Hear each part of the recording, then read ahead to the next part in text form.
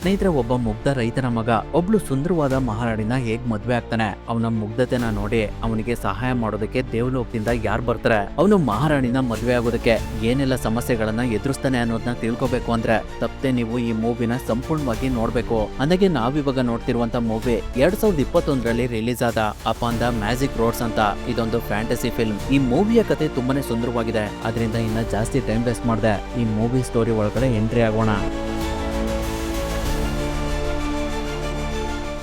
ಕತೆ ಶುರುವಾದಾಗ ಒಂದು ಪ್ರಕಾಶವಾಗಿ ಹೊಳಿತಿರುವಂತಹ ಬೆಳಕು ತುಂಬಾ ಸ್ಪೀಡ್ ಆಗಿ ಎಲ್ಲಾ ಕಡೆ ಓಡಾಡ್ತಿರೋದನ್ನ ತೋರಿಸ್ತಾರೆ. ಆ ಜಾಗ ಒಂದು ರೈತರ ಜಮೀನಾಗಿರುತ್ತೆ. ಆ ಬೆಳಕು ಹೋದ್ ಕಡೆ ಎಲ್ಲ ಬೆಂಕಿ ಹತ್ಕೊಂಡು ರೈತರ ಹಾಕಿರುವಂತಹ ಬೆಳೆ ಎಲ್ಲ ನಾಶ ಆಗ್ತಿರುತ್ತೆ. ಈಗಿರ್ಬೇಕಾದ್ರೆ ನೆಕ್ಸ್ಟ್ ಅದನ್ನ ನೋಡಿ ಆ ಜಮೀನಿನ ಮಾಲೀಕ ತನ್ನ ಮಕ್ಕಳನ್ನ ಅಲ್ಲಿಗೆ ಕರಿತಾ ಇರ್ತಾರೆ. ಅವಾಗ ನಮ್ಗೆ ಈ ಮೂವಿಯ ಹೀರೋ ಆದ ಒಂದೇನ ತೋರಿಸ್ತಾರೆ. ಅವನಿಗೆ ಇಬ್ರು ಅಣ್ಣಂದ್ರು ಕೂಡ ಇರ್ತಾರೆ. ಅವ್ರನ್ನೆಲ್ಲ ಅವರ ತಂದೆ ಕರೆದು ಅವರಿಗೆ ಚೆನ್ನಾಗಿ ಬೈದು ಅವರ ಜಮೀನಲ್ಲಾಗಿರುವಂತಹ ಅನಾಹುತನ ಅವ್ರಗಳಿಗೆ ತೋರಿಸಿ ನಮ್ಮ ಬೆಳೆನ ಯಾರೋ ನಾಶ ಮಾಡೋದಕ್ಕೆ ಪ್ರಯತ್ನ ಪಡ್ತಿದ್ದಾರೆ.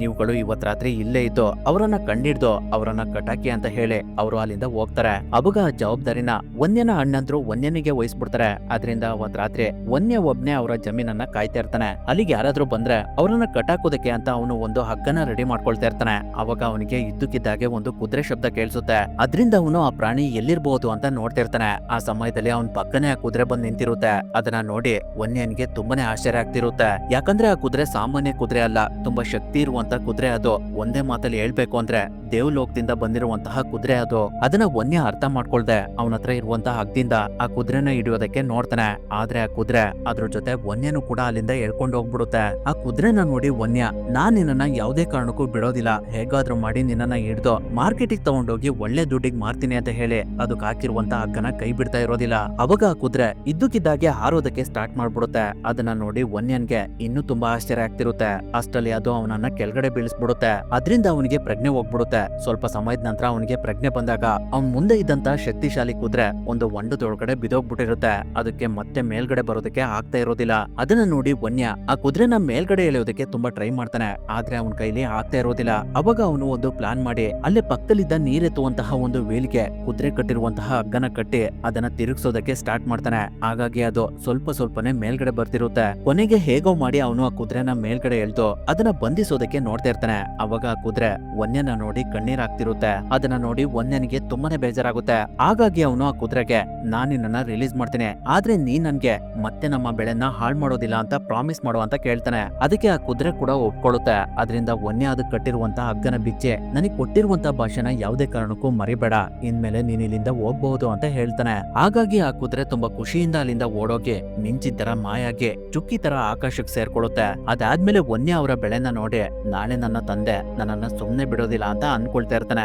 ಈಗಿರ್ಬೇಕಾದ್ರೆ ನೆಕ್ಸ್ಟ್ ಡೇ ಬೆಳಿಗ್ಗೆ ಒಂದನಿಗೆ ಎಚ್ಚರಿಕೆ ಆದಾಗ ಅವನ್ ಮುಂದೆ ತುಂಬಾ ಸುಂದರವಾಗಿರುವಂತಹ 2 ಕುದುರೆಗಳಿರ್ತವೆ. ಅವುಗಳನ್ನ ಅವನು ತುಂಬಾ ಆಶ್ಚರ್ಯದಿಂದ ನೋಡ್ತಿರ್ಬೇಕಾದ್ರೆ ಯಾರೋ ಅವನನ್ನ ಮಾತಾಡಿಸ್ತಾರೆ. ಆ ವಾಯ್ಸ್ ನ ಕೇಳಿ ಅವನು ತುಂಬಾನೇ ಗಾಬರಿ ಆಗ್ಬಿಡ್ತಾನೆ. ಯಾಕಂದ್ರೆ ಅಲ್ಲಿ ಯಾರು ಇರೋದಿಲ್ಲ, ವಾಯ್ಸ್ ಮಾತ್ರ ಬರ್ತಿರುತ್ತೆ. ಆದ್ರಿಂದ ಅವನು ಒಂದು ದೊಣ್ಣೆನ ತಗೊಂಡು ಯಾರ್ ನೀನು ಕಣ್ಮುಂದೆ ಬಾ ಅಂತ ಹೇಳ್ತಿರ್ತಾನೆ. ಅವಾಗ ಅವನ್ ಮುಂದೆ ಒಂದು ವಿಚಿತ್ರವಾಗಿರುವಂತಹ ಜೀವಿ ಬರುತ್ತೆ. ಅದು ಏನು ಅಂತ ವನ್ಯನಿಗೆ ಅರ್ಥನೇ ಆಗ್ತಿರೋದಿಲ್ಲ. ಅದರಿಂದ ಅವನು ಆ ಜೀವಿಗೆ ನೀನೇನ್ ರಾಕ್ಷಸನ ಅಂತ ಕೇಳ್ತಿರ್ತಾನೆ. ಅಷ್ಟರಲ್ಲಿ ಅದು ಮಾಯ ಆಗ್ಬಿಡುತ್ತೆ. ಅದನ್ನ ನೋಡಿ ವನ್ಯ ನಿನ್ಗೆ ನಾನು ನೋಡಿ ಭಯ ಆಗಿರ್ಬೇಕು ಅಂತ ಹೇಳ್ತಿರ್ತಾನೆ. ಅಷ್ಟರಲ್ಲಿ ಅವನ ಹಿಂದೆ ಒಂದು ಮುದ್ದಾಗಿರುವಂತಹ ಕುದುರೆ ಬರುತ್ತೆ. ಅವಾಗ ವನ್ಯ ತುಂಬಾ ಗಾಬರಿಯಿಂದ ಅದು ಹೊಡೆಯೋದಕ್ಕೆ ಅಂತ ಹೋಗ್ತಾನೆ. ಅವಾಗ ಆ ಕುದುರೆನೆ ಅವನಿಗೆ ಒಂದು ಪಂಚ್ ಮಾಡ್ಬಿಡುತ್ತೆ. ಅದರಿಂದ ವನ್ಯ ಕೆಳಗಡೆ ಬಿದ್ದು ಪ್ರಜ್ಞೆ ತಪ್ಪಿಡ್ತಾನೆ. ಮತ್ತೆ ಅವನಿಗೆ ಪ್ರಜ್ಞೆ ಬಂದಾಗ ಅವನು ಅವನ್ ಮುಂದೆ ಇರುವಂತಹ ಕುದುರೆನ ನೋಡಿ ಯಾರ್ ನೀನು, ಕುದುರೆ ತರ ಕಾಣಿಸ್ತಾ ಇದೀಯಾ, ನಿನ್ಗೆ ಮಾತಾಡೋದಕ್ಕೂ ಕೂಡ ಬರುತ್ತಾ ಅಂತ ಕೇಳ್ತಿರ್ತಾನೆ. ಅದಕ್ಕೆ ಆ ಕುದುರೆ ನನ್ನ ಹೆಸರು ಸ್ಟಾಲಿಯನ್ ಅಂತ, ರಾತ್ರಿ ನೀನು ಒಂದು ಕುದುರೆನ ಕಾಪಾಡ್ದಲ್ಲ ಅವರೇ ನನ್ನ ತಾಯಿ, ಅವ್ರು ನಿನ್ಗೆ ಈ ಕುದುರೆಗಳನ್ನ ಗಿಫ್ಟ್ ಆಗಿ ಕೊಟ್ಟಿದ್ದಾರೆ ಅಂತ ಹೇಳುತ್ತೆ. ಆ ಮಾತನ್ನ ಕೇಳಿ ವನ್ಯನ್ಗೆ ತುಂಬಾನೇ ಖುಷಿ ಆಗುತ್ತೆ. ಅವಾಗ ಅವನು ಸ್ಟಾಲಿಯನ್ಗೆ ನೀನು ಕೂಡ ಗಿಫ್ಟ್ ಅಂತ ಕೇಳ್ತಾನೆ. ಅದಕ್ಕೆ ಅದು ನಾನ್ ನಿನ್ಗೆ ಗಿಫ್ಟ್ ಅಲ್ಲ, ನನ್ನ ತಾಯಿ ನನ್ನನ್ನ ನಿನ್ ಜೊತೆ ಸ್ವಲ್ಪ ದಿನ ಇರು ಅಂತ ಕಳ್ಸಿದಾರೆ, ನೀನ್ ನನ್ಗೆ ಸ್ವಲ್ಪ ದಿನ ಮೆಂಟರ್ ಆಗಿರು ಅಂತ ಹೇಳ್ತಿರುತ್ತೆ. ಅದೇ ಸಮಯಕ್ಕೆ ವನ್ಯ ತಂದೆ ಜಮೀನ್ ಹತ್ರ ಬಂದು ಅವ್ರ ಜಮೀನು ಹಾಳಾಗಿರೋದನ್ನ ನೋಡಿ ತುಂಬಾ ಕೋಪದಿಂದ ವನ್ಯ ನೀನು ಎಲ್ಲಿದೀಯ ಅಂತ ಕೂಕೊಂಡು ಅವನಿರುವಂತಹ ಜಾಗಕ್ಕೆ ಬರ್ತಿರ್ತಾರೆ. ಅವರನ್ನ ನೋಡಿ ವನ್ಯ ತುಂಬಾ ಭಯ ಪಡ್ಕೊಂಡು ನಾನಿವಾಗ ಏನ್ ಮಾಡೋದು ಅಂತ ಯೋಚನೆ ಮಾಡ್ತಿರ್ತಾನೆ. ಅಷ್ಟರಲ್ಲಿ ಸ್ಟಾಲಿಯನ್ ಒನ್ನೇನಾದ್ರೂ ಮೇಲ್ಗಡೆ ಕೂರಿಸ್ಕೊಂಡು ಯೋಚನೆ ಮಾಡ್ಬೇಡ ಗೆಳೆಯ, ನನ್ನನ್ನ ಗಟ್ಟಿಯಾಗಿ ಇಟ್ಕೋ ಅಂತ ಹೇಳಿ ತುಂಬಾ ಸ್ಪೀಡ್ ಆಗಿ ಅಲ್ಲಿಂದ ಓಡೋಗ್ಬಿಡುತ್ತೆ. ಆ ಸ್ಪೀಡು ರಾಕೆಟ್ ಗಿಂತ ಸ್ಪೀಡ್ ಆಗಿರುತ್ತೆ. ಅದನ್ನ ನೋಡಿ ಒನ್ಯನ್ಗೆ ತುಂಬಾ ಆಶ್ಚರ್ಯ ಆಗ್ತಿರುತ್ತೆ. ಅವಾಗ ಅವನು ಸ್ಟಾಲಿಯನ್ಗೆ, ಇವಾಗ್ಲೇ ನೀನು ನನ್ನನ್ನ ವಾಪಸ್ ನಮ್ಮ ಜಮೀನ್ ಹತ್ರ ಕರ್ಕೊಂಡು ಹೋಗೋ, ನಿನ್ ತಾಯಿ ಕೊಟ್ಟಿರುವಂತಹ ಕುದುರೆಗಳನ್ನ ಮಾರ್ಕೆಟಿಗೆ ತಗೊಂಡೋಗಿ ಮಾರ್ಬೇಕು ಅಂತ ಹೇಳ್ತಾನೆ. ಅದಕ್ಕೆ ಸ್ಟಾಲಿಯನ್, ನಾವು ವಾಪಸ್ ನಿಮ್ಮ ಜಮೀನ್ ಹತ್ರ ಹೋದ್ರೆ ನಿನ್ನ ತಂದೆ ನಿನ್ನನ್ನ ಸುಮ್ನೆ ಬಿಡೋದಿಲ್ಲ ಅಂತ ಹೇಳಿ ಅದರ ಶಕ್ತಿನ ಯೂಸ್ ಮಾಡಿ ಅವರ ಜಮೀನ್ ಹತ್ರ ಇರುವಂತಹ ಕುದುರೆಗಳನ್ನ ಅವರಿರುವಂತಹ ಜಾಗಕ್ಕೆ ಬರೋ ಹಾಗೆ ಮಾಡುತ್ತೆ. ಅವುಗಳನ್ನ ಬಂಧಿಸೋದಕ್ಕೆ ಒನ್ನೆ ತಂದೆ ಮತ್ತೆ ಅವರ ಅಣ್ಣಂದ್ರು ತುಂಬಾನೇ ಪ್ರಯತ್ನ ಪಡ್ತಿರ್ತಾರೆ. ಆದ್ರೂ ಕೂಡ ಅವ್ರ ಕೈಲಿ ಆಗ್ತಾ ಇರೋದಿಲ್ಲ. ಅದಾದ್ಮೇಲೆ ಒನ್ನೆ ಮತ್ತೆ ಸ್ಟಾಲಿನ್ ಇಬ್ರು ಕುದುರೆಗಳನ್ನ ಕರ್ಕೊಂಡು ಅಲ್ಲೇ ಪಕ್ಕದಲ್ಲಿ ಇರುವಂತಹ ಒಂದು ನಗರಕ್ಕೆ ಬರ್ತಾರೆ. ಅಲ್ಲಿರುವಂತಹ ಜನಗಳೆಲ್ಲ ಒನ್ನೆ ಹತ್ರ ಇರುವಂತಹ ಕುದುರೆಗಳನ್ನ ನೋಡಿ ತುಂಬಾನೇ ಆಶ್ಚರ್ಯ ಪಡ್ತಾ ಇರ್ತಾರೆ. ಅಷ್ಟೊಂದು ಸುಂದರವಾಗಿರ್ತವೆ ಆ ಕುದುರೆಗಳು. ಆ ಸಮಯದಲ್ಲಿ ಸ್ಟಾಲಿನ್ ಅದರ ಶಕ್ತಿನ ಯೂಸ್ ಮಾಡಿ ಒನ್ನೆನಿಗೆ ಈ ಕುದುರೆಗೆ ಬೆಲೆ ಸರಿಯಾಗಿ ಸಿಗ್ಬೇಕು ಅಂದ್ರೆ ನಾನು ಹೇಳುವಂತಹ ಜಾಗಕ್ಕೆ ಹೋಗಿ ನಿಂತ್ಕೋ ಅಂತ ಹೇಳಿ ಅದು ಅವನನ್ನ ಅಲ್ಲಿರುವಂತಹ ಅರಮನೆ ಮುಂದಕ್ಕೆ ಕಳ್ಸುತ್ತೆ. ಅವಾಗ ನಮ್ಗೆ ಆ ಅರಮನೆಯಲ್ಲಿರುವಂತಹ ರಾಜನನ್ನ ತೋರಿಸ್ತಾರೆ. ಅವನಿಗೆ ಜಾ ಅಂತ ಕರೀತಾರೆ. ಅವನಿಗೆ ಮಾಡೋದಕ್ಕೆ ಬೇರೆ ಕೆಲಸ ಇಲ್ದೆ ಒಂದು ಸೊಳ್ಳೆ ಹೊಡಿತಾ ಇರ್ತಾನೆ. ಅವನಿಗೆ ವಯಸ್ಸಾದ್ರೂ ಕೂಡ ಇನ್ನೂ ಮದ್ವೆ ಆಗಿರೋದಿಲ್ಲ. ಅವನ ಜೊತೆ ಇರೋರು ಕೂಡ ಅವನ್ ಏನೇ ಮಾಡಿದ್ರು ಅವನಿಗೆ ಪ್ರೋತ್ಸಾಹ ಕೊಡ್ತಿರ್ತಾರೆ. ಈಗಿರ್ಬೇಕಾದ್ರೆ ಸ್ವಲ್ಪ ಸಮಯದ ನಂತರ ಜಾ ಅವನ ಪ್ರಜೆಗಳೆಲ್ಲ ಏನ್ ಮಾಡ್ತಿದ್ದಾರೆ ಅಂತ ಒಂದು ಸ್ಕೋಪ್ ನಲ್ಲಿ ಅಬ್ಸರ್ವ್ ಮಾಡ್ತಿರ್ತಾನೆ. ಅವಾಗ ಅವನಿಗೆ ಒನ್ನೆ ಹತ್ರ ಇರುವಂತಹ ಕುದುರೆಗಳು ಕಾಣಿಸ್ತವೆ. ಅವುಗಳನ್ನ ನೋಡಿ ಅವನು ತುಂಬಾನೇ ಇಂಪ್ರೆಸ್ ಆಗ್ಬಿಡ್ತಾನೆ. ಅದರಿಂದ ಅವನು ಅರಮನೆಯಿಂದ ಹೊರಗಡೆ ಬಂದು ಒನ್ನೆ ಹತ್ರ ಇರುವಂತಹ ಕುದುರೆಗಳನ್ನ ನೋಡಿ ಇಷ್ಟೊಂದು ಸುಂದರವಾಗಿರುವಂತಹ ಕುದುರೆಗಳು ಇಂತ ಬಿಕಾರಿ ಹತ್ರ ಹೇಗ್ ಬಂದ್ವು, ಈ ಕುದುರೆಗಳನ್ನ ಇವನು ಕಳ್ತನ ಮಾಡಿರ್ಬಹುದು ಅಂತ ಅನ್ಕೊಂಡು ಅವನು ಅವನ ಮಂತ್ರಿಗಳ ಹತ್ರ ಈ ಕುದುರೆಗಳು ನನ್ನ ಹತ್ರ ಇದ್ರೇನೆ ಇವುಗಳಿಗೆ ಬೆಲೆ ಜಾಸ್ತಿ ಅಂತ ಹೇಳಿ ಅವನ ಸೈನಿಕರಿಗೆ ಆ ಕುದುರೆಗಳನ್ನ ಇಟ್ಕೊಂಡೋಗಿ ಅಂತ ಹೇಳ್ತಾನೆ. ನಂತರ ಅವನು ಒನ್ಯನ್ಗೆ ಸ್ವಲ್ಪನೂ ದುಡ್ಡು ಕೊಡದೆ ಅಲ್ಲಿಂದ ಹೋಗ್ತಾ ಇರ್ತಾನೆ. ಅವಾಗ ಒನ್ನೆ ಅವನನ್ನ ನಿಲ್ಸಿ ದುಡ್ಡು ಕೇಳ್ತಾನೆ. ಆದ್ರೆ ಅದಕ್ಕೆ ಜಾ ಏನು ರೆಸ್ಪಾಂಡ್ ಮಾಡ್ದೆ ಅವನು ಅಲ್ಲಿಂದ ಹೋಗ್ಬಿಡ್ತಾನೆ. ಅದರಿಂದ ಒನ್ಯನ್ಗೆ ತುಂಬಾನೇ ಬೇಜಾರಾಗುತ್ತೆ. ಹಾಗಾಗಿ ಅವನು ಸ್ಟಾಲಿನ್ ಹತ್ರ ಏನಾದ್ರೂ ಸಹಾಯ ಮಾಡು ಅಂತ ಕೇಳ್ತಿರ್ತಾನೆ. ಅವಾಗ ಅದು ಮತ್ತೆ ಅದ್ರ ಶಕ್ತಿನ ಯೂಸ್ ಮಾಡಿ ಆ ಕುದುರೆಗಳನ್ನ ಕರೆಯುತ್ತೆ. ಅದರಿಂದ ಆ ಕುದುರೆಗಳು ಸೈನಿಕರ ಕೈಯಿಂದ ತಪ್ಪಿಸ್ಕೊಂಡು ಒನ್ನೆ ಕಡೆ ಓಡ್ ಬರ್ತಿರ್ತವೆ. ಅವುಗಳನ್ನ ಹಿಡಿಯೋದಕ್ಕೆ ಜಾನ ಎಳ್ಕೊಂಡು ಹೋಗ್ತಿದ್ದಂತಹ ಸೈನಿಕರುಗಳು ಕೂಡ ಪ್ರಯತ್ನ ಪಡ್ತಿರ್ತಾರೆ. ಅವಾಗ ಜಾ ಅವರಿಗೆ ನನ್ನನ್ನ ಬಿಟ್ಟು ಆ ಕುದುರೆಗಳನ್ನ ಹಿಡಿರಿ ಅಂತ ಹೇಳ್ತಾನೆ. ಅದರಿಂದ ಆ ಸೈನಿಕರು ಜಾ ಕೂತಿರುವಂತಹ ಗಾಡಿನ ಬಿಟ್ಬಿಡ್ತಾರೆ. ಹಾಗಾಗಿ ಅದು ಒಂದು ಜಾಗಕ್ಕೆ ಬಂದು ಪಲ್ಟಿ ಹಾಕ್ಬಿಡುತ್ತೆ. ಈ ಕಡೆ ಕುದುರೆಗಳು ಸೇಫ್ ಆಗಿ ಒನ್ನೆ ಹತ್ರ ಬಂದು ಸ್ಟಾಪ್ ಆಗ್ತವೆ. ಇನ್ನೊಂದ್ ಕಡೆ ಎಲ್ರು ಸೇರಿ ಜಾನ ಮೇಲ್ಗಡೆ ಎತ್ತುತ್ತಾರೆ. ಅವನಿರುವಂತ ಪರಿಸ್ಥಿತಿನ ನೋಡಿ ಒನ್ನೆ ತುಂಬಾನೇ ನಗ್ತಾ ಇರ್ತಾನೆ. ಅದನ್ನ ನೋಡಿ ಜಾಗೆ ತುಂಬಾನೇ ಕೋಪ ಬರ್ತಿರುತ್ತೆ. ಹಾಗಾಗಿ ಅವನು ಅವನ ಸೈನಿಕರಿಗೆ ಇವನಿಗೆ ಏನ್ ಶಿಕ್ಷೆ ಕೊಡ್ಬೋದು ಅಂತ ಕೇಳ್ತಿರ್ತಾನೆ. ಅದಕ್ಕೆ ಅವ್ರುಗಳು ಇವನನ್ನ ನೇಣಿಗೆ ಹಾಕ್ಬಿಡಿ ಅಂತ ಹೇಳ್ತಿರ್ತಾರೆ. ಅಷ್ಟರಲ್ಲಿ ಒನ್ನೆ ಜಾ ಹತ್ರ ಕ್ಷಮೆ ಕೇಳಿ, ಮಹಾರಾಜ ನೀವು ನನಗೆ ಹಣ ಕೊಡೋದನ್ನ ಮರ್ತ್ಬಿಟ್ರಿ ಅಂತ ಹೇಳ್ತಾನೆ. ಅದಕ್ಕೆ ಜಾ, ಏನು ನಾನ್ ನಿನ್ಗೆ ಹಣ ಕೊಡೋದನ್ನ ಮರ್ತ್ಬಿಟ್ನಾ? ಅದು ಸಾಧ್ಯನೇ ಇಲ್ಲ. ನಾನು ಅದನ್ನೇ ತರೋದಕ್ಕೆ ಹೋಗಿದ್ದೆ. ನಿನ್ಗೆ ಎಷ್ಟಣ ಬೇಕು ಅಂತ ಕೇಳ್ತಾನೆ. ಅವಾಗ ಒನ್ಯ ನನಗೆ 2 ಚಿನ್ನದ ಟೋಪಿಗಳನ್ನ ಕೊಡಿ ಅಂತ ಕೇಳ್ತಾನೆ. ಆದ್ರೆ ಅಷ್ಟೊಂದು ಸಂಪತ್ತು ಅವ್ರ ಹತ್ರ ಇರೋದಿಲ್ಲ. ಅದರಿಂದ ಜಾ ಒನ್ಯನಿಗೆ, ನಾನ್ ನಿನ್ಗೆ ದುಡ್ಡಿನ ಬದಲು ಒಂದು ಕೆಲಸ ಕೊಡ್ತೀನಿ. ನಮ್ಮ ಹತ್ರ ಇರುವಂತಹ ಕುದುರೆಗಳನ್ನ ಇನ್ ಮುಂದೆ ನೀನೇ ನೋಡ್ಕೋ, ನಿನ್ಗೆ ಒಳ್ಳೆ ಸಂಬಳ ಕೊಡ್ತೀನಿ ಅಂತ ಹೇಳ್ತಾನೆ. ಅದಕ್ಕೆ ಒನ್ಯ ಕೂಡ ಒಪ್ಕೊಳ್ತಾನೆ. ಈಗಿರ್ಬೇಕಾದ್ರೆ ಅವತ್ ರಾತ್ರಿ ಜಾ ಮಲ್ಗಿರ್ಬೇಕಾದ್ರೆ ಅವನಿಗೆ ಒಂದು ಕನ್ಸ್ ಬೀಳುತ್ತೆ. ಅದೇನಂದ್ರೆ ಒನ್ಯ ರಾಜನಾಗೆ ಅವನು ಜಾಕತನ ಕತ್ತರಿಸಿ ಡ್ಯಾನ್ಸ್ ಮಾಡ್ತಿರೋ ತರ ಕಾಣಿಸ್ತಿರುತ್ತೆ. ಅದರಿಂದ ಅವನು ನಿದ್ದೆಯಿಂದ ತುಂಬಾ ಗಾಬರಿಯಿಂದ ಎದ್ದೇಳ್ತಾನೆ. ಅದಾದ್ಮೇಲೆ ನೆಕ್ಸ್ಟ್ ಡೇ ಅವನು ಅವನ ಮಂತ್ರಿಗಳಿಗೆ ಒನ್ಯನ ತೋರಿಸಿ, ನನಗೆ ಇವನು ಸ್ವಲ್ಪನೂ ಇಷ್ಟ ಆಗ್ತಿಲ್ಲ, ಇವನನ್ನ ಹೇಗಾದ್ರೂ ಮಾಡಿ ಇಲ್ಲಿಂದ ಓಡಿಸ್ಬೇಕು ಅಂತ ಹೇಳ್ತಾನೆ. ಅವಾಗ ಒಬ್ಬ ಮಂತ್ರಿ ಅವನಿಗೆ ಒಂದು ಸಲಹೆ ಕೊಡ್ತಾನೆ. ಅದೇನಂದ್ರೆ, ನಾನು ಒಂದು ಕಥೆಯಲ್ಲಿ ಫೈರ್ ಬರ್ಡ್ ಬಗ್ಗೆ ಕೇಳಿದ್ದೀನಿ, ಅದನ್ನ ಇಟ್ಕೊಂಡ್ ಬಾ ಅಂತ ಒನ್ಯನಿಗೆ ಹೇಳಿ ಅವನನ್ನ ಇಲ್ಲಿಂದ ಕಳಿಸ್ಬಿಡೋಣ. ಹೇಳ್ಬೇಕು ಅಂದ್ರೆ ಆ ರೀತಿ ಪಕ್ಷಿ ಇರೋದೇ ಇಲ್ಲ. ಅದರಿಂದ ಅದನ್ನ ಒನ್ಯ ಹಿಡಿಯೋದಕ್ಕೆ ಆಗೋದಿಲ್ಲ. ಅವನು ಅದನ್ನ ಹಿಡಿಲಿಲ್ಲ ಅಂದ್ರೆ ಮತ್ತೆ ವಾಪಸ್ ಅವನು ಈ ಅರಮನೆಗೆ ಬರೋದಕ್ಕೆ ಆಗೋದಿಲ್ಲ ಅಂತ ಹೇಳ್ತಾನೆ. ಅದಕ್ಕೆ ಜಾ ಕೂಡ ಒಪ್ಕೊಳ್ತಾನೆ. ಹಾಗಾಗಿ ಅವ್ರುಗಳು ಆ ವಿಷಯನ ಒನ್ಯನಿಗೆ ತಿಳಿಸ್ತಾರೆ. ಅದಕ್ಕೆ ಒನ್ಯ ಕೂಡ ಒಪ್ಕೊಳ್ತಾನೆ.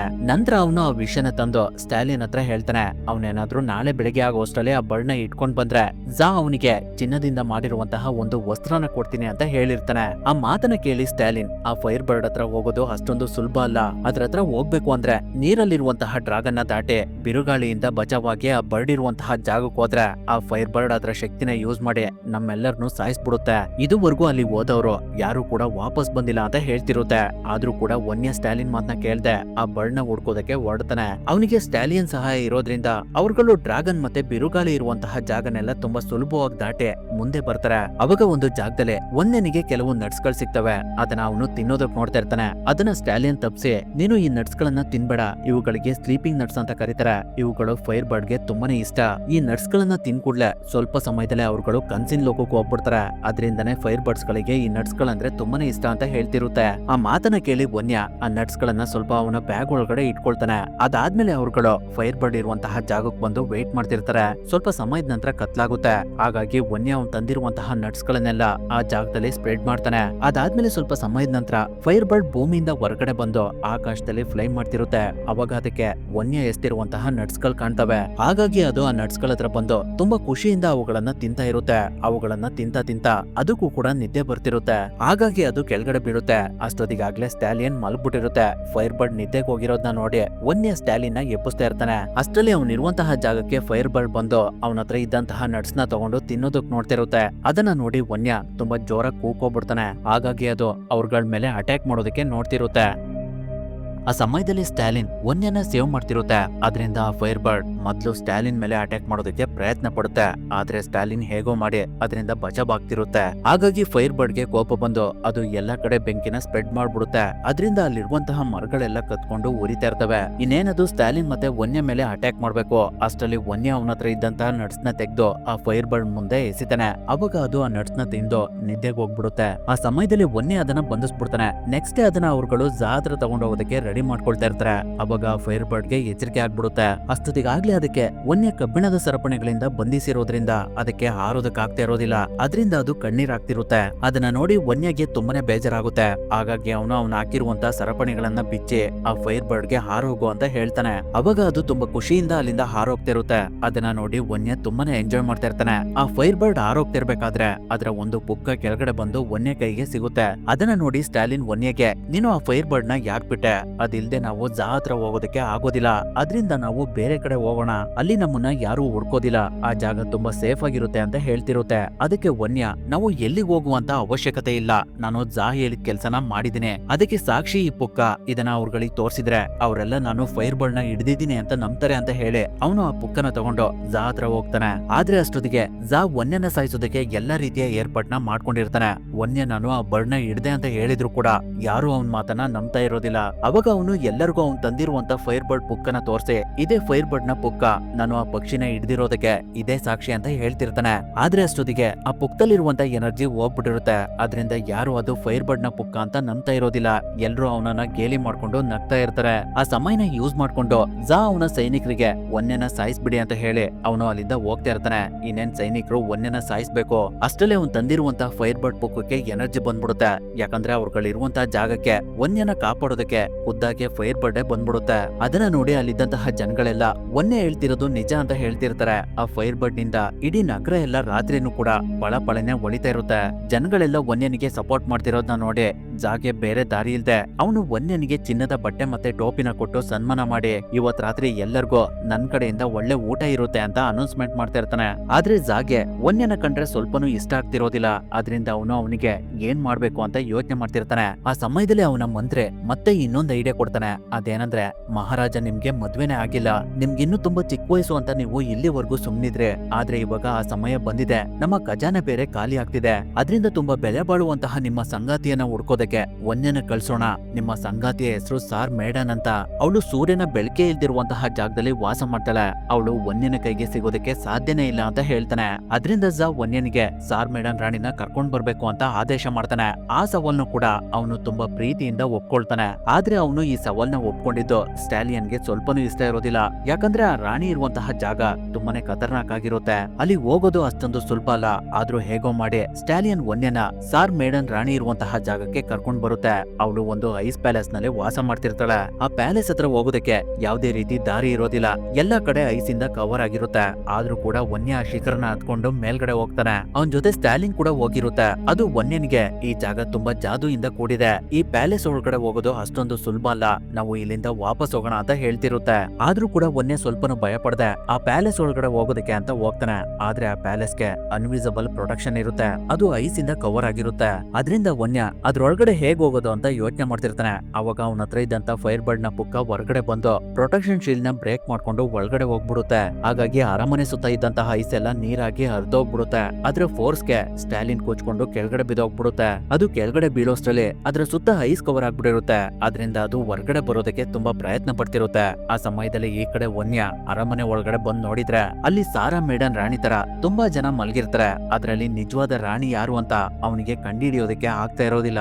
ಅವಾಗ ಮತ್ತೆ ಫೈರ್ ಬರ್ಡ್ ನ ಪುಕ್ಕ ನಿಜವಾದ ರಾಣಿ ಹತ್ರ ಹೋಗಿ ಅವಳನ್ನ ಎಬ್ಬಿಸ್ಬಿಡುತ್ತೆ. ಅದರಿಂದ ವನ್ಯನ್ಗೆ ನಿಜವಾದ ರಾಣಿ ಯಾರು ಅನ್ನೋದು ಗೊತ್ತಾಗ್ಬಿಡುತ್ತೆ. ಹಾಗಾಗಿ ಅವನು ಆ ರಾಣಿ ಹತ್ರ ಹೋಗಿ ಅವಳನ್ನ ಮೇಲ್ಗಡೆ ಎಬ್ಸಿ ಅವನು ಅಲ್ಲಿಗೆ ಯಾಕೆ ಬಂದಿದ್ದಾನೆ ಅನ್ನೋದನ್ನ ಆ ರಾಣಿಗ್ ತಿಳಿಸ್ತಾನೆ. ಅವನ ಮಾತನ್ನ ಕೇಳಿ ಆ ರಾಣಿ, ನಿಮ್ಮ ಜಾ ನೋಡೋದಕ್ ಚೆನ್ನಾಗಿದಾರ, ಅವರು ನನ್ನನ್ನ ನಿಜವಾಗ್ಲೂ ಮದ್ವೆ ಆಗ್ತಾರ ಅಂತ ಕೇಳ್ತಾಳೆ. ಅದಕ್ಕೆ ವನ್ಯ, ಜಾ ಒಂದ್ ರೀತಿ ನಕ್ಷತ್ರ ತರ, ಅವರನ್ನ ನೋಡಿದ್ರೆ ನಿಮ್ಗೆನೆ ಪ್ರೀತಿ ಆಗ್ಬಿಡುತ್ತೆ ಅಂತ ಹೇಳ್ತಾನೆ. ಅವಾಗ ಮೇಡನ್ ರಾಣಿ, ನನ್ನನ್ನ ಮದ್ವೆ ಆಗೋದಕ್ಕೆ ಯಾರಿಗೂ ಯೋಗ್ಯತೆನೇ ಇಲ್ಲ, ಯಾಕಂದ್ರೆ ಯಾರಿಗೂ ನನ್ನನ್ನ ಕಂಡುಹಿಡಿಯೋದಕ್ಕೆ ಆಗ್ಲಿಲ್ಲ.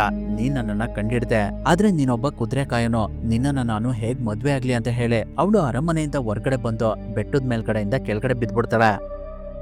ಅದನ್ನ ನೋಡಿ ವನ್ಯ ಕೂಡ ಕೆಳಗಡೆ ಬಿದ್ಬಿಡ್ತಾನೆ. ಅವನನ್ನ ನೋಡಿ ರಾಣಿ ಅವನಿಗೆ, ನೀನ್ ಯಾಕೆ ಕೆಳಗಡೆ ಬಿದ್ದೆ, ನಾನ್ ನಿನ್ಗೆ ಸ್ವಲ್ಪ ತಮಾಷೆ ಮಾಡ್ತಿದ್ದೆ ಅಂತ ಹೇಳಿ ಅವಳ ಬಟ್ಟೆನ ಅಂಬ್ರಲ ತರ ಕ್ರಿಯೇಟ್ ಮಾಡಿ ವನ್ಯನ ಇಟ್ಕೋತಾಳೆ. ಆದ್ರೆ ಮಿಸ್ ಆಗಿ ವನ್ಯ ಅವಳ ಬಟ್ಟೆನ ಹರಿದಾಕ್ಬಿಡ್ತಾನೆ. ಅದರಿಂದ ಅವರಿಬ್ರು ಕೆಳಗಡೆ ಬೀಳ್ತಿರ್ತಾರೆ. ಅವ್ರು ಕೆಳಗಡೆ ಬೀಳ್ತಿರೋದ್ನ ಸ್ಟಾಲಿನ್ ನೋಡ್ಬಿಡುತ್ತೆ. ಅದರಿಂದ ಅದು ಕೂಡ ಅವ್ರ ಹಿಂದೆನೆ ಬೀಳುತ್ತೆ. ಆ ಸಮಯದಲ್ಲಿ ಅದಕ್ಕೆ ರೆಕ್ಕೆ ಬಂದ್ಬಿಡುತ್ತೆ. ಅದಕ್ಕೆ ರೆಕ್ಕೆ ಇದೆ ಅನ್ನೋದು ಸ್ಟಾಲಿನ್ಗೆನೆ ಗೊತ್ತಿರೋದಿಲ್ಲ. ಹಾಗಾಗಿ ಅದು ತುಂಬಾ ಖುಷಿಯಿಂದ ವನ್ಯ ಮತ್ತೆ ರಾಣಿನ ಅದ್ರ ಮೇಲ್ಗಡೆ ಕೂರ್ಸ್ಕೊಂಡು ಕೆಳಗಡೆ ಬರ್ತಿರುತ್ತೆ.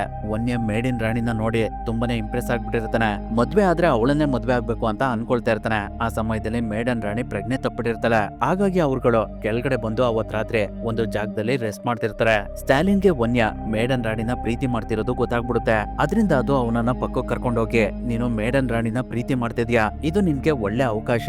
ಮೇಡನ್ ರಾಣಿ ತುಂಬಾ ಒಳ್ಳೆ ಹುಡ್ಗಿ, ನೀವಿಬ್ರು ಮದ್ವೆ ಆಗಿ ಸುಖವಾಗಿರ್ಬೇಕು ಅಂದ್ರೆ ನೀನು ಅವಳನ್ನ ಜಾತ್ರ ಕರ್ಕೊಂಡು ಹೋಗ್ಬೇಡ ಅಂತ ಹೇಳ್ತಿರುತ್ತೆ.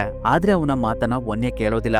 ನೆಕ್ಸ್ಟ್ ಡೇ ಅವನು ಮೇಡನ್ ರಾಣಿನ ಜಾತ್ರ ಕರ್ಕೊಂಡ್ ಬರ್ತಾನೆ. ಅವಾಗ ಅವಳನ್ನ ಅಲ್ಲಿರುವಂತ ಜನಗಳೆಲ್ಲ ನೋಡಿ ತುಂಬಾ ಆಶ್ಚರ್ಯ ಪಡ್ತಾ ಇರ್ತಾರೆ. ಮೇಡಿನ್ ರಾಣಿ ತುಂಬಾ ಸುಂದರವಾಗಿದ್ದಾಳೆ ಅಂತ ಮಾತಾಡ್ಕೊಳ್ತಾ ಇರ್ತಾರೆ. ಹಾಗೆ ಅಲ್ಲಿರುವಂತಹ ಹುಡುಗಿರೆಲ್ಲ, ವನ್ಯ ತುಂಬಾ ಒಳ್ಳೆ ಹುಡುಗ, ಅವನನ್ನ ನಾನ್ ಮದ್ವೆ ಆಗ್ತೀನಿ ಅಂತ ಮುಂದೆ ಬರ್ತಿರ್ತಾರೆ. ಅದನ್ನೆಲ್ಲ ನೋಡಿ ಜಾಗೆ ವನ್ಯ ಮೇಲೆ ಇನ್ನೂ ಕೋಪ ಬಂದ್ಬಿಡುತ್ತೆ.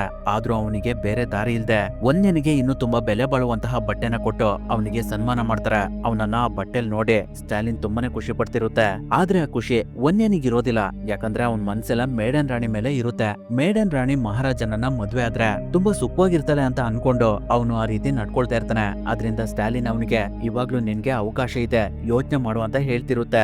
ಈಗಿರ್ಬೇಕಾದ್ರೆ ಅವತ್ ರಾತ್ರಿ ವನ್ಯ ಕೆಲವು ಹೂಗಳನ್ನ ತಗೊಂಡು ಮೇಡನ್ ರಾಣಿ ಕೊಡೋದಕ್ಕೆ ಅಂತ ಅವಳ ರೂಮ್ ಹತ್ರ ಬರ್ತಾನೆ. ಅವನ ಅಲ್ಲಿಗೆ ಬಂದಿದ್ದು ಮೇಡನ್ ರಾಣಿಗೆ ತುಂಬಾನೇ ಖುಷಿ ಆಗ್ತಿರುತ್ತೆ. ಯಾಕಂದ್ರೆ ಅವಳಿಗೂ ಕೂಡ ವನ್ಯ ಮೇಲೆ ತುಂಬಾ ಪ್ರೀತಿ ಇರುತ್ತೆ. ಆದ್ರೆ ಅವಳು ಅವನ ಹತ್ರ ತೋರಿಸ್ಕೊಳ್ದೆ, ನೀನು ಇಲ್ಲೇನ್ ಮಾಡ್ತಿದ್ಯಾ, ಗಾರ್ಡ್ಸ್ ಗಳೇನಾದ್ರೂ ನಿನ್ನನ್ನ ನೋಡಿದ್ರೆ ತುಂಬಾನೇ ಕಷ್ಟ ಆಗುತ್ತೆ ಅಂತ ಹೇಳ್ತಿರ್ತಾಳೆ. ಅವಾಗ ವನ್ಯ ಅವನ್ ತಂದಿರುವಂತಹ ಹೂಗಳನ್ನ ರಾಣಿ ಕೊಟ್ಟು, ನಿಮ್ಗೇನಾದ್ರೂ ಬೇಜಾರಾಗ್ತಿದ್ಯಾ ಅಂತ ಕೇಳ್ತಿರ್ತಾನೆ. ಅಷ್ಟರಲ್ಲಿ ಅಲ್ಲಿಗೆ ಯಾರು ಬರ್ತಿರುವಂತ ಶಬ್ದ ಕೇಳಿಸುತ್ತೆ. ಅದರಿಂದ ಮೇಡನ್ ವನ್ಯ ತಂದಿರುವಂತಹ ಹೂನ ವಾಪಸ್ ಅವನಿಗೆ ಕೊಟ್ಟು ಇಲ್ಲಿಂದ ಹೋಗು ಅಂತ ಹೇಳ್ತಾಳೆ. ಅದಾದ್ಮೇಲೆ ಜಾ ಅವಳಿಗೆ ಕೆಲವು ಬಟ್ಟೆ ಮತ್ತೆ ಒಡವೆಗಳನ್ನ ಕಳ್ಸ್ಕೊಟ್ಟಿರ್ತಾನೆ. ಅದ್ರಲ್ಲಿ ಯಾವ್ದ್ ಬೇಕೋ ಅದನ್ನ ಹಾಕೊಂಡು ಮೇಡನ್ ಜಾ ಹತ್ರ ಬರ್ತಾಳೆ. ಅಲ್ಲಿ ಅವಳಿಗೆ ಜಾ ಯಾರು ಅಂತಾನೆ ಗೊತ್ತಾಗ್ತಾ ಇರೋದಿಲ್ಲ. ಹಾಗಾಗಿ ಅವಳು ಅಲ್ಲಿರೋರ್ ಎಲ್ಲರಿಗೂ ಜಾ ನೀವು ಅಂತ ಕೇಳ್ತಿರ್ತಾಳೆ. ಕೊನೆಗೆ ಅವಳು ಬೇರೆ ಯಾರನ್ನೋ ಜಾ ಅಂತ ಅನ್ಕೊಂಡು ಅಲ್ಲಿಂದ ಕರ್ಕೊಂಡು ಹೋಗ್ತಿರ್ತಾಳೆ. ಅದನ್ನ ನೋಡಿ ಜಾ ತುಂಬಾ ಕೋಪ ಮಾಡ್ಕೊಂಡು, ನಿನ್ಗೇನಾದ್ರೂ ತಲೆ ಕೆಟ್ಟಿದ್ಯಾ ರಾಣಿ, ಜಾ ಅಂದ್ರೆ ನಾನೇ, ನಿನ್ಗೆ ನಾನು ರಾಜನ್ ತರ ಕಾಣಿಸ್ತಿಲ್ವಾ ಅಂತ ಕೇಳ್ತಾನೆ. ಅವಾಗ ಮೇಡನ್ ಜಾ ಹತ್ರ ಕ್ಷಮೆ ಕೇಳಿ, ನನ್ಗೆ ನೀವು ರಾಜ ಅಂತ ಗೊತ್ತಾಗ್ಲಿಲ್ಲ ಅಂತ ಹೇಳ್ತಿರ್ತಾಳೆ. ಅವಳಿಗೆ ಗೊತ್ತಾದ್ರೂ ಕೂಡ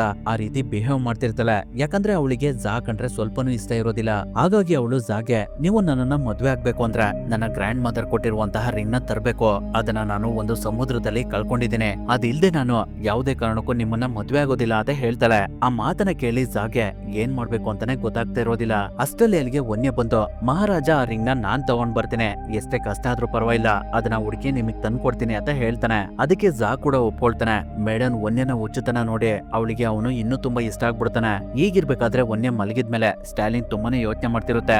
ನಾನ್ ಇವನಿಗೆ ಎಷ್ಟೇ ಸಪೋರ್ಟ್ ಮಾಡಿದ್ರು ಕೂಡ ಇವನು ಮೊದ್ಲಿನ ತರನೇ ಯೋಚನೆ ಮಾಡ್ತಾನೆ. ನಾಳೆ ನಾವು ರಿಂಗ್ ನ ಸಮುದ್ರದಲ್ಲಿ ಹೇಗ್ ಹುಡ್ಕೋದು, ಅದು ಎಲ್ಲಿದೆ ಅಂತ ನನ್ಗೆ ಸ್ವಲ್ಪನೂ ಗೊತ್ತಿಲ್ಲ, ಇವಾಗ ನೀನೇ ನನ್ಗೆ ಸಹಾಯ ಮಾಡ್ಬೇಕು ಅಂತ ಅದರ ತಾಯಿ ಹತ್ರ ಕೇಳ್ಕೊಳ್ತಿರುತ್ತೆ. ಅವಾಗ ಅದ್ರ ತಾಯಿ ಒಂದು ಒಂದು ಬ್ಲೂ ವೇಲ್ ಫಿಶ್ ನ ತೋರಿಸಿ ನೀವು ಹುಡುಕ್ತಿರುವಂತಹ ರಿಂಗು ವೇಲ್ ಫಿಶ್ ಒಳಗಡೆ ಇದೆ, ಆ ಮೀನ್ ಇರುವಂತಹ ಐಸ್ಲ್ಯಾಂಡ್ ಈ ದಿಕ್ನಲ್ಲಿದೆ, ನೀನು ಒನ್ನೆನ ಕರ್ಕೊಂಡು ಈ ಕಡೆನೆ ಹೋಗು ಅಂತ ಹೇಳುತ್ತೆ. ಅದರಿಂದ ನೆಕ್ಸ್ಟ್ ಸ್ಟಾಲಿನ್ ಒನ್ನೆನ ಕರ್ಕೊಂಡು ಅದ್ರ ತಾಯಿ ಎಲಿದ್ ಕಡೆನೆ ಹೋಗ್ತಿರುತ್ತೆ. ಸ್ವಲ್ಪ ಸಮಯದ ನಂತರ ಅವ್ರಗಳಿಗೆ ಒಂದು ಐಲ್ಯಾಂಡ್ ಕಾಣುತ್ತೆ. ಆ ಐಲ್ಯಾಂಡ್ ನಲ್ಲಿ ಒಂದು ಬ್ಲೂ ವೇಲ್ ಫಿಶ್ ನ ಯಾರೋ ಕಬ್ಬಿಣದ ಸರಪಣಿಗಳಿಂದ ಕಟ್ಟಾಕಿರ್ತಾರೆ. ಅದು ಒನ್ನೆ ಮತ್ತೆ ಸ್ಟಾಲಿನ್ ಹತ್ರ ಏನೋ ಹೇಳ್ತಿರುತ್ತೆ. ಅದರ ಭಾಷೆ ಸ್ಟಾಲಿನ್ಗೆ ಅರ್ಥ ಆಗ್ತಿರೋದ್ರಿಂದ ಅದು ಒನ್ನೆಗೆ ಟ್ರಾನ್ಸ್ಲೇಟ್ ಮಾಡ್ತಿರುತ್ತೆ.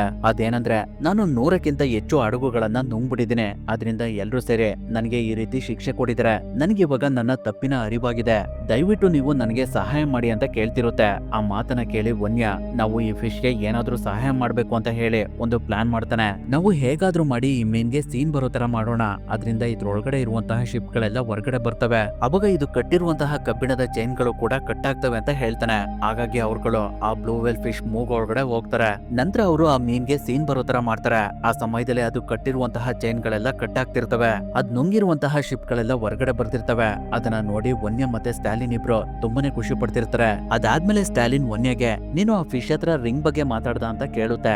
ಅವಾಗ ಅವನಿಗೆ ಅವ್ನ್ ಬಂದಿರುವಂತ ಕೆಲಸ ನೆನಪಾಗುತ್ತೆ. ಅವನು ಆ ಫಿಶ್ ಹತ್ರ ರಿಂಗ್ ಬಗ್ಗೆ ಏನು ಹೇಳಿರೋದಿಲ್ಲ, ಅಷ್ಟೊಂದು ಮುಗ್ಧನಾಗಿರ್ತಾನೆ. ಆ ಫಿಶ್ ನ ಮತ್ತೆ ಅವರು ಮಾತಾಡ್ಸೋಷ್ಟಲ್ಲೇ ಅದು ಅಲ್ಲಿಂದ ಹೋಗ್ಬಿಡಿರುತ್ತೆ. ಹಾಗಾಗಿ ವನ್ಯ ತುಂಬಾನೇ ಬೇಜಾರ್ ಮಾಡ್ಕೊಳ್ತಾ ಇರ್ತಾನೆ. ಆ ಸಮಯದಲ್ಲಿ ಅವ್ರ ಹತ್ರ ಒಂದು ಕ್ರಾಬ್ ಬರುತ್ತೆ. ಅದ್ರ ಕೈಯಲ್ಲಿ ಅವ್ರುಗಳು ಹುಡುಕ್ತಿರುವಂತಹ ರಿಂಗ್ ಇರುತ್ತೆ. ಆ ಕ್ರಾಬ್ ನ ಅಲ್ಲಿಗೆ ಬ್ಲೂ ವೇಲ್ ಫಿಶ್ ಕಳ್ಸಿರುತ್ತೆ. ಅದಕ್ಕೆ ಇವ್ರುಗಳು ಆ ರಿಂಗೋಸ್ಕರನೇ ಬಂದಿದ್ದಾರೆ ಅಂತ ಮೊದ್ಲೇ ಗೊತ್ತಿರುತ್ತೆ. ಆ ರಿಂಗ್ ಸಿಕ್ಕಿದ್ರು ಕೂಡ ವನ್ಯನಿಗೆ ಸ್ವಲ್ಪನೂ ಖುಷಿ ಆಗ್ತಿರೋದಿಲ್ಲ. ಯಾಕಂದ್ರೆ ಅದನ್ನ ಅವನು ಜಾಗ್ ತಗೊಂಡೋಗ್ ಕೊಟ್ರೆ ಅವನು ಮೇಡನ್ ರಾಣಿನ ಮದ್ವೆ ಆಗ್ಬಿಡ್ತಾನಲ್ಲ ಅಂತ. ಈಗಿರ್ಬೇಕಾದ್ರೆ ಅವತ್ ರಾತ್ರಿ ಎಲ್ರು ಮಲ್ಗಿರ್ಬೇಕಾದ್ರೆ ವನ್ಯ ಮೇಡನ್ನ ಮತ್ತೆ ಮಾತಾಡ್ಸೋದಕ್ಕೆ ಅಂತ ಅವಳ ರೂಮ್ ಹತ್ರ ಹೋಗ್ತಾ ಇರ್ತಾನೆ. ಅದನ್ನ ಜಾನ ಮಂತ್ರಿ ನೋಡ್ಬಿಡ್ತಾನೆ. ಅವಾಗ ಅವನಿಗೆ ಸ್ಟಾಲಿನ್ ವನ್ಯ ಜೊತೆ ಮಾತಾಡ್ತಿರೋದು ಗೊತ್ತಾಗ್ಬಿಡುತ್ತೆ. ಅದರಿಂದ ಅವನು ವನ್ಯನ ಬಂಧಿಸೋದಕ್ಕೆ ಸೈನಿಕರನ್ನ ಕರ್ಕೊಂಡು ಹೋಗ್ತಾ ಇರ್ತಾನೆ. ಆ ಸಮಯದಲ್ಲಿ ಈ ಕಡೆ ವನ್ಯ ಮೇಡನ್ ಹತ್ರ ಬಂದು ಅವ್ನ್ ತಂದಿರುವಂತಹ ರಿಂಗ್ ನ ಅವಳಿಗೆ ತೋರಿಸಿ, ನೀನ್ ನನ್ನ ಮದ್ವೆ ಆಗ್ತಿ ಅಂತ ಕೇಳ್ತಿರ್ತಾನೆ. ಅಷ್ಟರಲ್ಲಿ ಸೈನಿಕರೆಲ್ಲ ಅವ್ರುಗಳು ಇರುವಂತಹ ರೂಮ್ ಒಳಗಡೆ ನುಗ್ಗಿ ವನ್ಯನ ಬಂಧಿಸ್ಬಿಡ್ತಾರೆ. ಆ ಶಬ್ದದಿಂದ ಜಾಗೆ ಎಚ್ಚರಿಕೆ ಆಗುತ್ತೆ. ಹಾಗಾಗಿ ಅವನು ಒಂದು ಗನ್ನ ತಗೊಂಡು ಯಾರ್ ಶಬ್ದ ಮಾಡ್ತಿದ್ದಾರೆ ಅಂತ ನೋಡೋದಕ್ ಬರ್ತಾನೆ. ಅವಾಗ ಅವನಿಗೆ ಸ್ಟಾಲಿನ್ ಕಂಡ್ಬಿಡುತ್ತೆ. ಅದರಿಂದ ಅವನು ಅದಕ್ಕೆ ಶೂಟ್ ಮಾಡ್ಬಿಡ್ತಾನೆ. ನಂತರ ವನ್ಯ ಮೇಡನ್ ರಾಣಿನ ಕಿಡ್ನಾಪ್ ಮಾಡೋದಕ್ಕೆ ಪ್ರಯತ್ನ ಪಟ್ಟಿದ್ರಿಂದ ಅವನಿಗೆ ಕೊಟ್ಟಿರುವಂತಹ ವಸ್ತ್ರಗಳನ್ನೆಲ್ಲ ವಾಪಸ್ ಪಡೆದು ಅವನನ್ನ ಜೈಲಿಗೆ ಹಾಕಲಾಗಿದೆ ಅಂತ ಅನೌನ್ಸ್ಮೆಂಟ್ ಮಾಡ್ತಾರೆ. ಅದನ್ನೆಲ್ಲ ಕೇಳಿ ಮೇಡನ್ ರಾಣಿಗೆ ತುಂಬಾ ಬೇಜಾರಾಗ್ತಿರುತ್ತೆ. ಹೀಗಿರ್ಬೇಕಾದ್ರೆ ಅವಳ ಹತ್ರ ಒಂದು ಕೋಳಿ ಮರಿ ಬಂದು ಅವಳನ್ನ ಸ್ಟಾಲಿನ್ ಇರುವಂತಹ ಜಾಗಕ್ಕೆ ಕರ್ಕೊಂಡ್ ಬರುತ್ತೆ. ಸ್ಟಾಲಿನ್ ಮೇಡನ್ ರಾಣಿನ ನೋಡಿ ಅವಳ ಹತ್ರ ವನ್ಯ ಬಗ್ಗೆ ವಿಚಾರಿಸ್ತಿರುತ್ತೆ. ಅದಕ್ಕೆ ಮೇಡನ್, ವನ್ಯ ಕಂಡೀಷನ್ ತುಂಬಾನೇ ಕ್ರಿಟಿಕಲ್ ಆಗಿದೆ, ನಾನು ಜಾನ ಮುಗಿಸೋದಕ್ಕೆ ಅವನಿಗೆ ಒಂದು ಐಡಿಯಾ ಕೊಟ್ಟೆ, ಆದ್ರೆ ಅದರಿಂದ ಇವಾಗ ವನ್ಯನಿಗೆ ತೊಂದರೆ ಆಗಿದೆ. ಆ ಐಡಿಯಾ ಏನು ಅಂದ್ರೆ, ಜಾಗೆ ವಯಸ್ಸಾಗಿರೋದ್ರಿಂದ ನೀವು ಮದ್ವೆ ಆಗೋಕ್ಕಿಂತ ಮೊದ್ಲು ಹೆಂಗಾಗ್ಬೇಕು ಅದಕ್ಕೆ ನನ್ನ ಹತ್ರ ಒಂದು ರೆಸಿಪಿ ಇದೆ. ಅದೇನಂದ್ರೆ 3 ಬಾಯ್ಲರ್ ಗಳನ್ನ ರೆಡಿ ಮಾಡ್ಬೇಕು. ಒಂದ್ರಲ್ಲಿ ಕುದಿಯುವಂತ ನೀರು, ಮತ್ತೊಂದ್ರಲ್ಲಿ ಮಂಜುಗಡ್ಡೆ ಇರ್ಬೇಕು, ಹಾಗೆ ಇನ್ನೊಂದ್ರಲ್ಲಿ ಕುದಿಯುವಂತ ಹಾಲಿರ್ಬೇಕು. ಆ 3 ಬಾಯ್ಲರ್ ಗಳಲ್ಲಿ ನೀವು ಸ್ನಾನ ಮಾಡಿದ್ರೆ ಖಂಡಿತ ಹೆಂಗಾಗ್ತೀರಾ ಅಂತ ಹೇಳ್ದೆ. ಆದ್ರೆ ಅಷ್ಟರಲ್ಲಿ ಅವರ ಮಂತ್ರಿ ಬಂದು ಜಾಗೆ, ಮಹಾರಾಜ ಇದು ತುಂಬಾ ಕಷ್ಟ ಇದೆ, ನಾವು ಮೊದ್ಲು ಈ ಪರೀಕ್ಷೆನ ವನ್ಯ ಮೇಲೆ ಪ್ರಯೋಗ ಮಾಡೋಣ, ಅವನೇನಾದ್ರೂ ಹೆಂಗಾದ್ರೆ ನಂತರ ಆ ಪ್ರಯೋಗನ ನೀವು ಮಾಡಿ ಅಂತ ಹೇಳ್ಬಿಟ್ಟ. ಹಾಗಾಗಿ ಆ ಪ್ರಯೋಗನ ನಾಳೆ ವನ್ಯ ಮೇಲೆ ಟ್ರೈ ಮಾಡ್ತಿದಾರೆ ಅಂತ ಹೇಳ್ತಾಳೆ. ಆ ಮಾತನ್ನ ಕೇಳಿ ಸ್ಟಾಲಿನ್ಗೆ ತುಂಬಾನೇ ಬೇಜಾರಾಗ್ತಿರುತ್ತೆ. ಅದರಿಂದ ಅದು ವನ್ಯನ ಹೇಗ್ ಕಾಪಾಡೋದು ಅಂತ ಯೋಚನೆ ಮಾಡ್ತಿರುತ್ತೆ. ಅವಾಗ ಮೇಡನ್ ಅದಕ್ಕೆ ಒಂದು ಐಡಿಯಾ ಕೊಡ್ತಾಳೆ. ಅದೇನಂದ್ರೆ, ಒಂದ್ ಬಾಯ್ಲರ್ ಒಳಗಡೆ ನನ್ನ ಅಜ್ಜಿ ಕೊಟ್ಟಿರುವಂತ ರಿಂಗ್ ನ ಹಾಕಿ ಇನ್ನೊಂದ್ರಲ್ಲಿ ಫೈರ್ ಬರ್ಡ್ ನ ಪುಕ್ಕ ಹಾಕ್ಬೇಕು, ಹಾಗೆ ಮತ್ತೊಂದ್ರಲ್ಲಿ ಲೈಫ್ ಆರ್ ಡೆತ್ ಫ್ಲವರ್ ನ ಹಾಕಿದ್ರೆ ವನ್ಯ ಬದುಕ್ತಾನೆ. ಈ ಮಾತನ್ನ ನನ್ನ ಅಜ್ಜಿ ಹೇಳ್ತಿದ್ರು. ನಮ್ಮ ಹತ್ರ ಇವಾಗ ರಿಂಗ್ ಮತ್ತೆ ಫೈರ್ ಬರ್ಡ್ ನ ಪುಕ್ಕ ಇದೆ, ಆದ್ರೆ ಲೈಫ್ ಆರ್ ಡೆತ್ ಫ್ಲವರ್ ನ ತರೋದು ತುಂಬಾನೇ ಕಷ್ಟ, ಅದು end of the earth world ಅಲ್ಲಿ ಸಿಗುತ್ತೆ ಅಂತ ಹೇಳ್ತಾಳೆ. ಆ ಮಾತನ್ನ ಕೇಳಿ ಸ್ಟಾಲಿನ್, ಅದನ್ನ ನಾನ್ ತಗೊಂಡ್ ಬರ್ತೀನಿ, ಉಳ್ದಿದ್ನೆಲ್ಲ ನೀನ್ ನೋಡ್ಕೊ ಅಂತ ಹೇಳಿ ಅದು ಲೈಫ್ ಆರ್ ಡೆತ್ ಫ್ಲವರ್ ನ ತರೋದಕ್ಕೆ ಅಂತ ಹೋಗುತ್ತೆ. ಈಗಿರ್ಬೇಕಾದ್ರೆ ನೆಕ್ಸ್ಟ್ ಜಾ ವನ್ಯನ ಬಾಯ್ಲರ್ ಒಳಗಡೆ ಹಾಕೋದಕ್ಕೆ ಎಲ್ಲಾ ರೀತಿಯ ಏರ್ಪಾಟ್ ಮಾಡ್ಸಿರ್ತಾನೆ. ಹಾಗಾಗಿ ಸೈನಿಕರು ವನ್ಯನ ಕರ್ಕೊಂಡ್ ಬಂದು ಜಾ ಹತ್ರ ನಿಲ್ಲಿಸ್ತಾರೆ. ಅವಾಗ ಜಾ ಅವನಿಗೆ, ನಿನ್ನ ನಾನು ಸಾಯಿಸಬಹುದಿತ್ತು, ಆದ್ರೆ ನಾನ್ ನಿನ್ಗೆ ಒಂದು ಚಾನ್ಸ್ ಕೊಡ್ತೀನಿ, ಈ ಪ್ರೋಸೆಸ್ ನಲ್ಲಿ ನೀನು ಬಚಾವಾದ್ರೆ ನೀನ್ ಮಾಡಿರುವಂತಹ ಎಲ್ಲ ತಪ್ಪುಗಳನ್ನ ನಾನು ಮಾಫಿ ಮಾಡ್ತೀನಿ ಅಂತ ಹೇಳಿ ಅವನನ್ನ ಕುದಿತಿರುವಂತಹ ನೀರ್ ಒಳಗಡೆ ನೋಡ್ಬಿಡ್ತಾನೆ. ಅದನ್ನ ನೋಡಿ ಮೇಡನ್ ಇಮಿಡಿಯೇಟ್ ಆಗಿ ಅವಳ ಹತ್ರ ಇದ್ದಂತಹ ರಿಂಗ್ ನ ತೆಗೆದು ಬಾಯ್ಲರ್ ಒಳಗಡೆ ಎಸ್ಬಿಡ್ತಾಳೆ. ಹಾಗಾಗಿ ಸ್ವಲ್ಪ ಸಮಯದ ಮೇಲೆ ವನ್ಯ ಮೇಲ್ಗಡೆ ಬಂದು ಐಸ್ ವಾಟರ್ ಇರುವಂತಹ ಬಾಯ್ಲರ್ ಒಳಗಡೆ ಬಿದ್ದೋಗ್ತಾನೆ. ಅದೇ ಸಮಯದಲ್ಲಿ ಫೈರ್ ಬರ್ಡ್ ಅದರ ಪುಕ್ಕನ ಆ ಬಾಯ್ಲರ್ ಒಳಗಡೆ ಬೀಳಿಸ್ಬಿಡುತ್ತೆ. ಹಾಗಾಗಿ ಅವನು ಮತ್ತೆ ಮೇಲ್ಗಡೆ ಬಂದು ಕುದಿತಿರುವಂತಹ ಹಾಲಿನ ಒಳಗಡೆ ಬಿದ್ದೋಗ್ತಾನೆ. ಅದ್ರೊಳಗಡೆ ಇವಾಗ Stalin life or death flower ನ ಹಾಕ್ಬೇಕು, ಆದ್ರೆ ಸ್ಟಾಲಿನ್ ಇನ್ನೂ ಅಲ್ಲಿಗೆ ಬಂದಿರೋದಿಲ್ಲ. ಅದನ್ನ ನೋಡಿ ಮೇಡನ್ ತುಂಬಾನೇ ಬೇಜಾರ್ ಮಾಡ್ಕೊಳ್ತಾ ಇರ್ತಾಳೆ. ಅಷ್ಟರಲ್ಲಿ ಸ್ಟಾಲಿನ್ ಆಕಾಶದಲ್ಲಿ ಫ್ಲೈ ಮಾಡ್ಕೊಂಡು ಬಂದು ಅದು ತುಂಬಾನೇ ಕಷ್ಟಪಟ್ಟು ತಂದಿರುವಂತಹ ಲೈಫ್ ಆರ್ ಡೆತ್ ಫ್ಲವರ್ ನ ಕೆಳಗಡೆ ಬೀಳ್ಸುತ್ತೆ. ಅದು ನೇರವಾಗಿ ಬಂದು ಕುದಿತಿರುವಂತಹ ಮಿಲ್ಕ್ ಒಳಗಡೆ ಬೀಳುತ್ತೆ. ಹಾಗಾಗಿ ವನ್ಯ ಒಬ್ಬ ರಾಜಕುಮಾರನ್ ತರ ಆ ಬಾಯ್ಲರ್ ಇಂದ ಹೊರಗಡೆ ಬರ್ತಾನೆ. ಅವನನ್ನ ನೋಡಿ ಮೇಡನ್ಗೆ ತುಂಬಾನೇ ಖುಷಿ ಆಗ್ತಿರುತ್ತೆ. ವನ್ಯನ ನೋಡಿ ಜಾ ಕೂಡ ಹೆಂಗಾಗ್ತೀನಿ ಅಂತ ಅನ್ಕೊಂಡು ಕುದಿತಿರುವಂತಹ ನೀರ್ ಒಳಗಡೆ ಬಿದೋಗ್ಬಿಡ್ತಾನೆ. ಅವಾಗ ಅವನು ಒಂದು ಬಬಲ್ ಒಳಗಡೆ ಲಾಕ್ ಆಗ್ಬಿಡ್ತಾನೆ. ಅದು ಗಾಳಿಲ್ ತೇಲ್ಕೊಂಡು ಅವನನ್ನ ಅಲ್ಲಿಂದ ದೂರ ತಗೊಂಡು ಹೋಗ್ಬಿಡುತ್ತೆ. ಅದಾದ್ಮೇಲೆ ಅಲ್ಲಿರುವಂತಹ ಪ್ರಜೆಗಳೆಲ್ಲ ಇನ್ಮೇಲೆ ವನ್ಯನೇ ನಮ್ಮ ರಾಜ ಅಂತ ಒಪ್ಕೊಳ್ತಾರೆ. ಮೇಡನ್ ಕೂಡ ಅವನ ಪ್ರೀತಿನ ಅಕ್ಸೆಪ್ಟ್ ಮಾಡ್ತಾಳೆ. ಅವಾಗ ವನ್ಯ ಸ್ಟಾಲಿನ್ ಹತ್ರ ಬಂದು ನಿನ್ನಿಂದನೇ ನನ್ನ ಜೀವನ ಬದಲಾಯಿತು ಅಂತ ಹೇಳಿ ಅದನ್ನ ತಪ್ಕೊಂಡು ಅಳ್ತಿರ್ತಾನೆ. ಅಲ್ಲಿಗೆ ಈ ಮೂವಿ ಕೂಡ ಎಂಡ್ ಆಗುತ್ತೆ.